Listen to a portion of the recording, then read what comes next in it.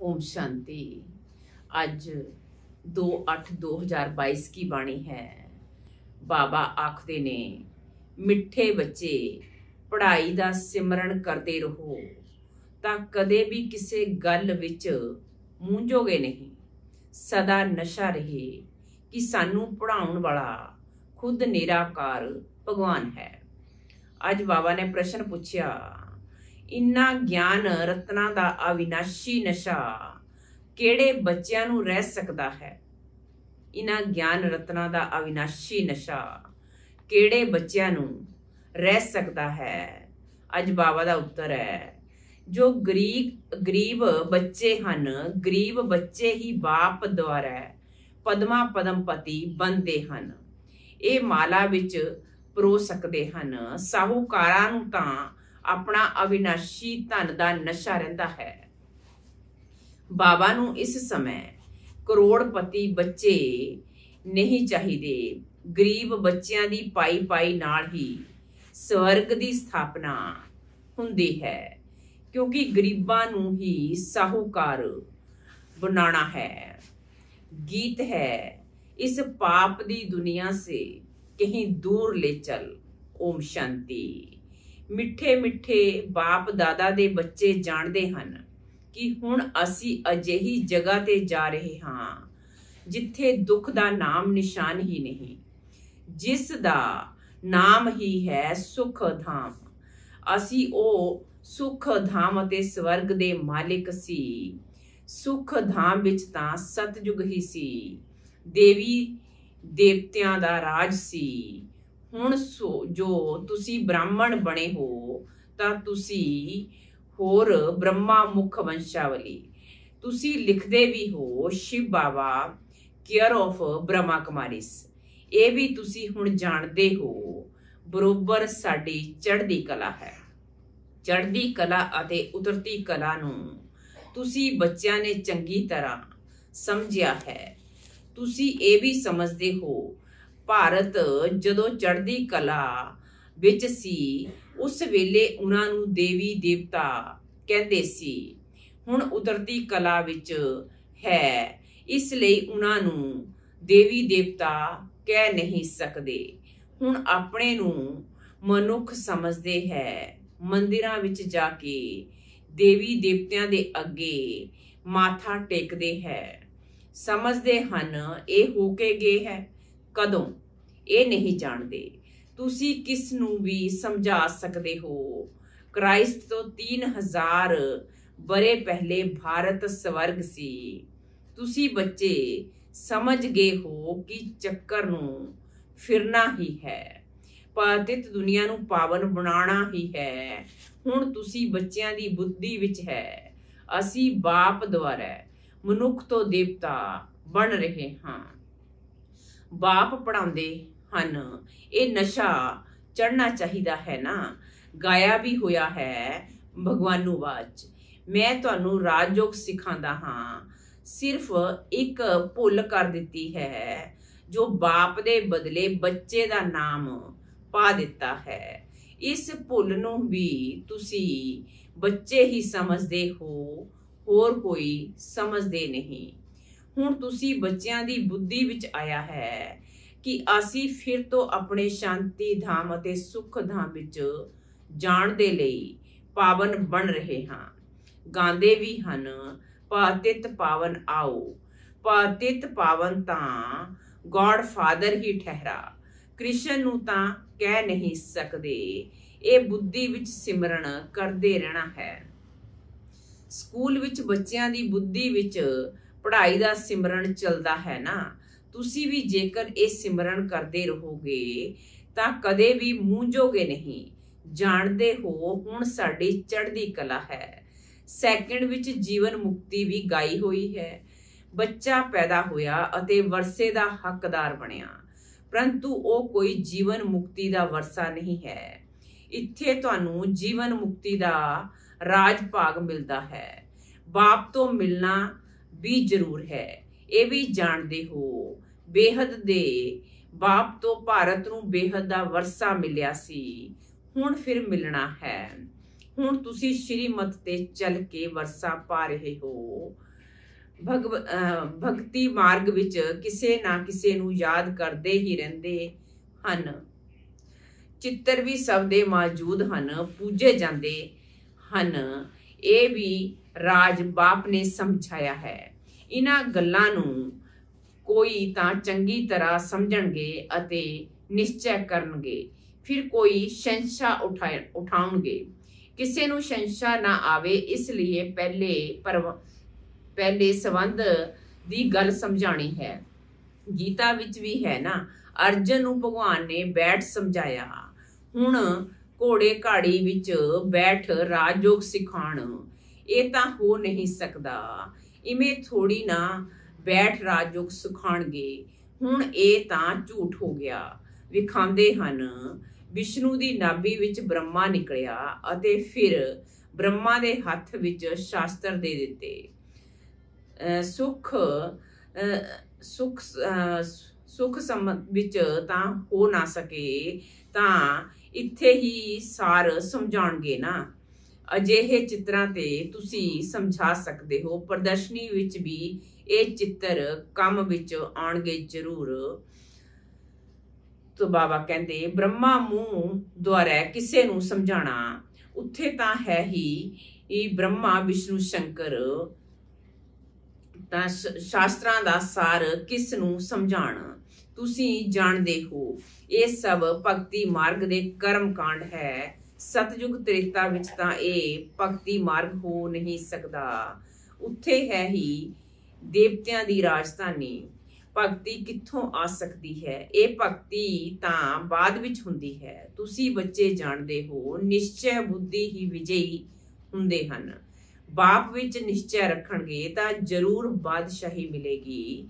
ਬਾਪ ਬੈਠ ਸਮਝਾਉਂਦੇ ਹਨ, ਮੈਂ ਸਵਰਗ ਦੀ ਸਥਾਪਨਾ ਕਰਨ ਵਾਲਾ, ਪਤਿਤਾਂ ਨੂੰ ਪਾਵਨ ਬਣਾਉਣ ਵਾਲਾ ਹਾਂ। ਸ਼ਿਵ ਨੂੰ ਗੋਰਾ ਸਾਵਰਾ ਨਹੀਂ ਕਹਿਣਗੇ, ਕ੍ਰਿਸ਼ਨ ਨੂੰ ਹੀ ਸ਼ਾਮ ਸੁੰਦਰ ਕਹਿੰਦੇ ਹੈ। ਇਹ ਵੀ ਬੱਚੇ ਸਮਝਦੇ ਹਨ। ਸ਼ਿਵ ਦਾ ਚੱਕਰ ਵਿੱਚ ਆਉਂਦਾ ਨਹੀਂ ਹੈ। ਉਹਨਾਂ ਨੂੰ ਗੋਰਾ ਸਾਵਰਾ ਵਿਖਾ ਨਹੀਂ ਸਕਦੇ। ਬਾਪ ਸਮਝਾਉਂਦੇ ਹੈ, ਤੁਸੀਂ ਬੱਚਿਆਂ ਦੀ ਹੁਣ ਚੜ੍ਹਦੀ ਕਲਾ ਹੈ। ਸਾਵਰੇ ਤੋਂ ਗੋਰਾ ਬਣਨਾ ਹੈ। ਭਾਰਤ ਗੋਰਾ ਸੀ, ਹੁਣ ਕਾਲਾ ਕਿਉਂ ਬਣ ਗਿਆ ਹੈ? ਕਾਮ ਚਿਤਾ ਤੇ ਬੈਠਣ ਨਾਲ ਇਹ ਵੀ ਗਾਇਨ ਹੈ। ਸਾਗਰ ਦੇ ਬੱਚਿਆਂ ਨੂੰ ਕਾਮ ਨੇ ਜਲਾ ਭਸਮ ਕਰ ਦਿੱਤਾ। ਹੁਣ ਬਾਪ ਤੁਹਾਨੂੰ ਗਿਆਨ ਚਿਤਾ ਤੇ ਬਿਠਾਉਂਦੇ ਹਨ। ਤੁਹਾਡੇ ਉੱਪਰ ਗਿਆਨ ਦੀ ਬਾਰਿਸ਼ ਹੁੰਦੀ ਹੈ। ਇਹ ਵੀ ਸਮਝਦੇ ਹੋ, ਇਹ ਇੱਕ ਹੀ ਸਤ ਦਾ ਸੰਗ ਹੈ।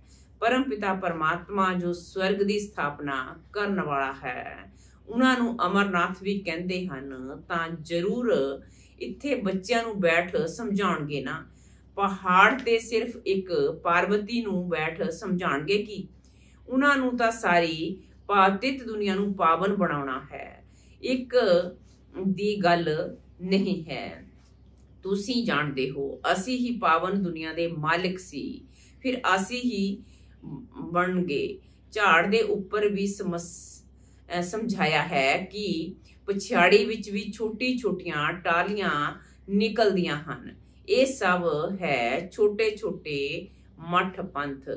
ਪਹਿਲੇ ਪਹਿਲੇ ਬਹੁਤ ਖੂਬਸੂਰਤ ਪੱਤੇ ਨਿਕਲਦੇ ਹੈ। ਜਦੋਂ ਝਾੜ ਦੀ ਜੜੀ ਭੂਤ ਅਵਸਥਾ ਹੁੰਦੀ ਹੈ ਤਾਂ ਫਿਰ ਨਵੇਂ ਪੱਤੇ ਵੀ ਨਹੀਂ ਨਿਕਲਣਗੇ ਅਤੇ ਨਾ ਫਲ ਨਿਕਲਣਗੇ।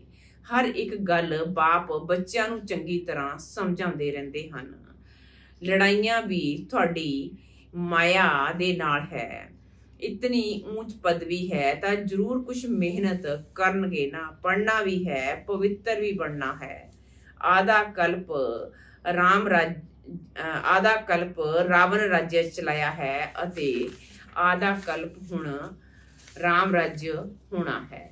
ਕਹਿੰਦੇ ਵੀ ਹਨ ਰਾਮ ਰਾਜ ਹੋਵੇ, ਪਰੰਤੂ ਇਹ ਪਤਾ ਨਹੀਂ ਕਦੋਂ ਅਤੇ ਕਿਵੇਂ ਹੋਵੇਗਾ। ਸ਼ਾਸਤਰਾਂ ਵਿੱਚ ਤਾਂ ਇਹ ਗੱਲ ਹੈ ਨਹੀਂ।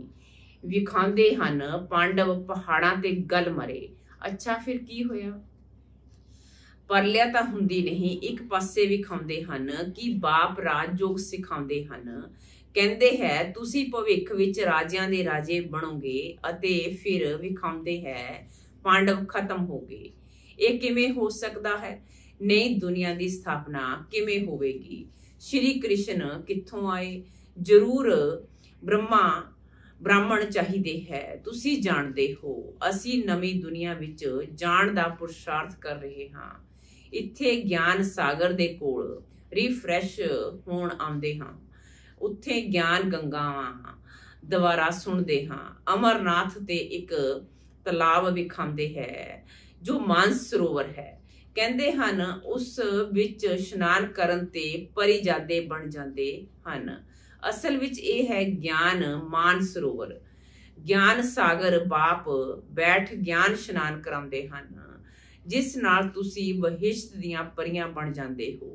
ਪਰੀਆਂ ਨਾਲ ਸੁਣ ਅਜਿਹਾ ਪੰਖ ਵਾਲੇ ਮਨੁੱਖ ਬਣਾ ਦਿੰਦੇ ਹਨ। ਅਸਲ ਵਿੱਚ ਪੰਖ ਆਦਿ ਦੀ ਗੱਲ ਹੈ ਨਹੀਂ। ਆਤਮਾ ਦੇ ਉੱਡਣ ਦੇ ਪੰਖ ਹੁਣ ਟੁੱਟ ਗਏ ਹਨ। ਸ਼ਾਸਤਰਾਂ ਵਿੱਚ ਤੇ ਕੀ ਗੱਲਾਂ ਲਿਖ ਦਿੱਤੀਆਂ ਹੈ। ਇਹ ਵੀ ਬਹੁਤ ਸ਼ਾਸਤਰ ਪੜਿਆ ਹੋਇਆ ਹੈ। ਬ੍ਰਹਮਾ ਬਾਬਾ ਕੀ ਬਾਤ ਹੋ ਰਹੀ ਹੈ। ਇਹਨਾਂ ਨੂੰ ਵੀ ਬਾਪ ਕਹਿੰਦੇ ਹਨ ਤੁਸੀਂ ਆਪਣੇ ਜਨਮਾਂ ਨੂੰ ਨਹੀਂ ਜਾਣਦੇ ਹੈ। ਮੈਂ ਤੁਹਾਡੇ ਬਹੁਤ ਜਨਮਾਂ ਦੇ ਅੰਤ ਦੇ ਜਨਮ ਵਿੱਚ ਪ੍ਰਵੇਸ਼ ਕਰਦਾ ਹਾਂ। ਕ੍ਰਿਸ਼ਨ ਤਾਂ ਹੈ ਹੀ ਸਤਯੁਗ ਦਾ ਪਹਿਲਾ ਜਨਮ। ਸਵੈੰਬਰ ਦੇ ਬਾਅਦ ਫਿਰ ਲక్ష్ਮੀ ਨਾਰਾਇਣ ਬਣ ਜਾਂਦੇ ਹੈ। ਤਾਂ ਜੋ ਸ਼੍ਰੀ ਨਾਰਾਇਣ ਸੀ ਉਹ ਬਹੁਤ ਜਨਮਾਂ ਦੇ ਅੰਤ ਵਿੱਚ ਹੁਣ ਸਧਾਰਨ ਹੈ। ਫਿਰ ਜ਼ਰੂਰ ਉਹਨਾਂ ਦੇ ਸਰੀਰ ਵਿੱਚ ਹੀ ਆਣਾ ਪਏ। ਕਈ ਕਹਿੰਦੇ ਹਨ ਭਗਵਾਨ ਪਤਿਤ ਦੁਨੀਆ ਵਿੱਚ ਕਿਵੇਂ ਆਉਣਗੇ? ਨਾ ਸਮਝਣ ਦੇ ਕਾਰਨ ਸ਼੍ਰੀ ਕ੍ਰਿਸ਼ਨ ਦਾ ਨਾਮ ਪਾ ਦਿੱਤਾ ਹੈ। ਉਹ ਸਭ ਤੋਂ ਪਾਵਨ ਹੈ। ਪਰ ਸ਼੍ਰੀ ਕ੍ਰਿਸ਼ਨ ਨੂੰ ਸਾਰੇ ਭਗਵਾਨ ਮੰਨਣਗੇ ਨਹੀਂ। ਭਗਵਾਨ ਤਾਂ ਹੈ ਨਿਰਾਕਾਰ। ਉਹਨਾਂ ਦਾ ਨਾਮ ਸ਼ਿਵ ਮਸ਼ਹੂਰ ਹੈ। ਪ੍ਰਜਾਪਿਤਾ ਬ੍ਰਹਮਾ ਤਾਂ ਇੱਥੇ ਹੈ। ਸੂਖਸ਼ਮ ਵਤਨ ਵਿੱਚ ਤਾਂ ਬ੍ਰਹਮਾ ਵਿਸ਼ਨੂੰ ਸ਼ੰਕਰ ਹੈ। ਇਹ ਵੀ ਚੰਗੀ ਤਰ੍ਹਾਂ ਸਮਝਾਉਣਾ ਚਾਹੀਦਾ ਹੈ। ਧਾਰਨਾ ਬਹੁਤ ਚੰਗੀ ਚਾਹੀਦੀ ਹੈ। ਆਪਸ ਵਿੱਚ ਇੱਕ ਦੂਜੇ ਨੂੰ ਇਹ ਯਾਦ ਦਿਵਾਉਣਾ ਚਾਹੀਦਾ ਹੈ। ਬਾਬਾ ਨੂੰ ਯਾਦ ਕਰਦੇ ਹੋ, 84 ਚੱਕਰ ਨੂੰ ਯਾਦ ਕਰਦੇ ਹੋ। ਹੁਣ ਕਰ ਜਾਂਦੇ ਹਾਂ। ਇਹ ਪੁਰਾਣੀ ਦੁਨੀਆ, ਪੁਰਾਣਾ ਕੱਪੜਾ ਸਭ ਤਿਆਗ ਕਰਨਾ ਹੈ। ਹੁਣ ਅਸੀਂ ਨਈ ਦੁਨੀਆ ਦੇ ਲਈ ਤਿਆਰ ਹੋ ਰਹੇ ਹਾਂ। ਪੁਰਾਣੀ ਦੁਨੀਆ ਦਾ ਨਸ਼ਾ ਨਹੀਂ ਰਹਿੰਦਾ। ਇਹ ਹੈ ਅਵਿਨਾਸ਼ੀ ਗਿਆਨ ਰਤਨ ਦਾ ਨਸ਼ਾ। ਹੁਣ ਨਸ਼ਾ ਟੁੱਟਣਾ ਮੁਸ਼ਕਿਲ ਹੁੰਦਾ ਹੈ। ਗਰੀਬਾਂ ਦਾ ਨਸ਼ਾ ਟੁੱਟ ਜਾਂਦਾ ਹੈ। ਬਾਪ ਕਹਿੰਦੇ ਹੈ ਮੈਂ ਗਰੀਬ ਨਵਾਜ਼ ਹਾਂ। ਆਂਦੇ ਵੀ ਗਰੀਬ ਹਨ। ਅੱਜ ਕੱਲ ਤਾਂ ਕਰੋੜਪਤੀਆਂ ਨੂੰ ਵੀ ਪੈਸੇ ਵਾਲਾ ਕਿਹਾ ਜਾਂਦਾ ਹੈ। ਲੱਖਪਤੀ ਨੂੰ ਪੈਸੇ ਵਾਲਾ ਨਹੀਂ ਕਹਾਂਗੇ। ਉਹ ਤਾਂ ਇਹ ਗਿਆਨ ਲੈ ਨਾ ਸਕਣ। ਬਾਪ ਕਹਿੰਦੇ ਹਨ ਸਾਨੂੰ ਕਰੋੜ ਅਰਬ ਤਾਂ ਚਾਹੀਦੇ ਹੀ ਨਹੀਂ ਹੈ। ਕੀ ਕਰਾਂਗੇ? ਅਸੀਂ ਗਰੀਬਾਂ ਦੇ ਪੈਸੇ ਨਾਲ ਸਵਰਾਜ ਦੀ ਸਥਾਪਨਾ ਕਰਨੀ ਹੈ। ਮੈਂ ਪੱਕਾ ਵਪਾਰੀ ਵੀ ਹਾਂ। ਇੱਥੇ ਥੋੜੀ ਨਾ ਫਾਲਤੂ ਲਵਾਂ ਜੋ ਫਿਰ ਦੇਣਾ ਪਵੇ। ਤੁਹਾਡਾ ਮੱਟਾ ਸੱਟਾ ਹੈ, ਇਸ ਲਈ ਭੋਲਾਨਾਥ ਕਿਹਾ ਜਾਂਦਾ ਹੈ। ਗਰੀਬ ਤੋਂ ਗਰੀਬ ਹੀ ਮਾਲਾ ਵਿੱਚ ਪਰੋਏ ਜਾਂਦੇ ਹਨ। ਸਾਰਾ ਮਦਾਰ ਪੁਰਸ਼ਾਰਥ ਤੇ ਹੈ। ਇਸ ਵਿੱਚ ਪੈਸੇ ਦੀ ਗੱਲ ਨਹੀਂ। ਪੜ੍ਹਾਈ ਦੀ ਗੱਲ ਵਿੱਚ ਗਰੀਬ ਚੰਗਾ ਧਿਆਨ ਦੇਣਗੇ। ਪੜ੍ਹਾਈ ਤਾਂ ਇੱਕ ਹੈ ਨਾ। ਗਰੀਬ ਚੰਗਾ ਪੜ੍ਹਨਗੇ ਕਿਉਂਕਿ ਸਾਹੂਕਾਰਾਂ ਨੂੰ ਤੇ ਪੈਸੇ ਦਾ ਨਸ਼ਾ ਰਹਿੰਦਾ ਹੈ। ਤੁਸੀਂ ਬੱਚੇ ਜਾਣਦੇ ਹੋ ਅਸੀਂ ਸਵਰਗ ਦੇ ਮਾਲਿਕ ਸੀ, ਹੁਣ ਕੰਗਾਲ ਹਾਂ। ਹੁਣ ਬਾਪ ਆਇਆ ਹੈ। 84 ਦਾ ਚੱਕਰ ਤਾਂ ਜ਼ਰੂਰ ਲਗਾਉਣਾ ਹੈ। ਪੁਨਰ ਜਨਮ ਵੀ ਸਿੱਧ ਕਰਨੇ ਹੈ। ਤੁਸੀਂ ਸਿਕਿਲ ਦੇ ਬੱਚੇ ਹੀ 84 ਦੇ ਚੱਕਰ ਵਿੱਚ ਆਉਂਦੇ ਹੋ। ਇਹ ਵੀ ਤੁਸੀਂ ਜਾਣਦੇ ਹੋ, ਹੋਰ ਕਿਸੇ ਨੂੰ ਪਤਾ ਨਹੀਂ ਹੈ। ਤੁਸੀਂ ਜਾਣਦੇ ਹੋ ਚੱਕਰ ਪੂਰਾ ਹੁੰਦਾ ਹੈ। ਹੁਣ ਘਰ ਵਾਪਿਸ ਜਾਣਾ ਹੈ। ਪੜ੍ਹਾਈ ਨੂੰ ਦੁਹਰਾਉਣਾ ਹੈ। ਚਿੱਤਰ ਰੱਖਿਆ ਹੋਵੇਗਾ ਤਾਂ ਵੇਖ ਕੇ ਚੱਕਰ ਯਾਦ ਆਵੇਗਾ। ਗੀਤ ਵੀ ਕੋਈ ਬਹੁਤ ਚੰਗੇ ਹਨ। ਸੁਣ ਤੇ ਨਸ਼ਾ ਚੜ੍ਹਦਾ ਹੈ। ਤੁਸੀਂ ਹੁਣ ਸ਼ਿਵ ਬਾਬਾ ਦੇ ਬਣੇ ਹੋ। ਵਰਸਾ ਹੁਣ ਤੁਹਾਨੂੰ ਨਿਰਾਕਾਰ ਤੋਂ ਮਿਲ ਰਿਹਾ ਹੈ। ਸਾਕਾਰ ਦੁਆਰਾ ਅਸੀਂ ਇੱਕ ਸਰੀਰ ਛੱਡ ਦੂਜਾ ਲੈਂਦੇ ਹਾਂ। 84 ਜਨਮ ਪੂਰੇ ਹੋਏ। ਹੁਣ ਇਹ ਅੰਤਿਮ ਜਨਮ ਹੈ। ਆਤਮਾ ਸੱਚਾ ਸੋਨਾ ਬਣ ਜਾਵੇਗੀ। ਸਤਯੁਗ ਵਿੱਚ ਸੱਚਾ ਜੇਵਰ ਸਨ, ਹੁਣ ਸਭ ਝੂਠੇ ਹਨ। ਹੁਣ ਫਿਰ ਤੁਸੀਂ ਗਿਆਨ ਚਿਤਾ ਤੇ ਬੈਠੇ ਹੋ, ਗੋਰਾ ਬਣਦੇ ਹੋ। ਸਵਾਸੋ ਸਵਾਸ ਯਾਦ ਕਰੋਗੇ ਤਾਂ ਉਹ ਅਵਸਥਾ ਅੰਤ ਵਿੱਚ ਹੋਵੇਗੀ। ਅੱਛਾ, ਮਿੱਠੇ ਮਿੱਠੇ ਸਿੱਕੀ ਲਦੇ ਬੱਚਿਆਂ ਪ੍ਰਤੀ ਮਾਤਾ ਪਿਤਾ ਬਾਪ ਦਾਦਾ ਦਾ ਯਾਦ ਪਿਆਰ ਅਤੇ ਗੁੱਡ ਮਾਰਨਿੰਗ। ਰੂਹਾਨੀ ਬਾਪ ਦੀ ਰੂਹਾਨੀ ਬੱਚਿਆਂ ਨੂੰ ਨਮਸਤੇ। ਧਾਰਨਾ ਲਈ ਸਾਰ ਨੰਬਰ 1 ਪਰ ਹੈ, ਖੀਰ ਸਾਗਰ ਵਿੱਚ ਜਾਣ ਦੇ ਲਈ ਇੱਕ ਬਾਪ ਨਾਲ ਸੱਚੀ ਪ੍ਰੀਤ ਰੱਖਣੀ ਹੈ। ਇੱਕ ਦੀ ਹੀ ਅਬਿਆਬੀਚਾਰੀ ਯਾਦ ਵਿੱਚ ਰਹਿਣਾ ਹੈ ਅਤੇ ਸਭ ਨੂੰ ਇੱਕ ਬਾਪ ਦੀ ਯਾਦ ਦੁਆਣੀ ਹੈ। ਦੂਜੇ ਨੰਬਰ ਪਰ, ਵਿਨਾਸ਼ੀ ਧਨ ਦਾ ਨਸ਼ਾ ਨਹੀਂ ਰੱਖਣਾ ਹੈ। ਗਿਆਨ ਧਨ ਦੇ ਨਸ਼ੇ ਵਿੱਚ ਸਥਾਈ ਰਹਿਣਾ ਹੈ। ਪੜ੍ਹਾਈ ਨਾਲ ਉੱਚ ਪਦਵੀ ਪਾਉਣੀ ਹੈ।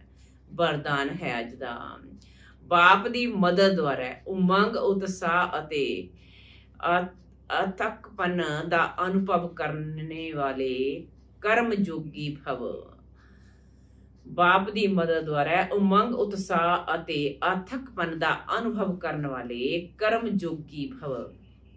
ਕਰਮਯੋਗੀ ਬੱਚਿਆਂ ਨੂੰ ਕਰਮ ਵਿੱਚ ਬਾਪ ਦਾ ਸਾਥ ਹੋਣ ਦੇ ਕਾਰਨ ਐਕਸਟਰਾ ਮਦਦ ਮਿਲਦੀ ਹੈ। ਕੋਈ ਵੀ ਕੰਮ ਭਾਵੇਂ ਕਿੰਨਾ ਵੀ ਮੁਸ਼ਕਿਲ ਹੋਵੇ, ਲੇਕਿਨ ਬਾਪ ਦੀ ਮਦਦ ਉਮੰਗ ਉਤਸ਼ਾਹ ਹਿੰਮਤ ਅਤੇ ਅਥਕਪਨ ਦੀ ਸ਼ਕਤੀ ਦੇਣ ਵਾਲੀ ਹੈ। ਜਿਸ ਕੰਮ ਵਿੱਚ ਉਮੰਗ ਉਤਸ਼ਾਹ ਹੁੰਦਾ ਹੈ ਉਹ ਸਫਲ ਜ਼ਰੂਰ ਹੁੰਦਾ ਹੈ। ਬਾਪ ਆਪਣੇ ਹੱਥ ਨਾਲ ਕੰਮ ਨਹੀਂ ਕਰਦੇ, ਲੇਕਿਨ ਮਦਦ ਦੇਣ ਦਾ ਕੰਮ ਜ਼ਰੂਰ ਕਰਦੇ ਹਨ। ਤਾਂ ਆਪ ਅਤੇ ਬਾਪ ਅਜਿਹੀ ਕਰਮਯੋਗੀ ਸਥਿਤੀ ਹੈ ਤਾਂ ਕਦੇ ਵੀ ਥਕਾਵਟ ਫੀਲ ਨਹੀਂ ਹੋਵੇਗੀ। ਸਲੋਗਨ ਅੱਜ ਦਾ, ਮੇਰੇ ਵਿੱਚ ਹੀ ਆਕਰਸ਼ਣ ਹੁੰਦੀ ਹੈ, ਇਸ ਲਈ ਮੇਰੇ ਨੂੰ ਤੇਰੇ ਵਿੱਚ ਪਰਿਵਰਤਨ ਕਰੋ। ਮੇਰੇ ਵਿੱਚ ਹੀ ਆਕਰਸ਼ਣ ਹੁੰਦੀ ਹੈ, ਇਸ ਲਈ ਮੇਰੇ ਨੂੰ ਤੇਰੇ ਵਿੱਚ ਪਰਿਵਰਤਨ ਕਰੋ।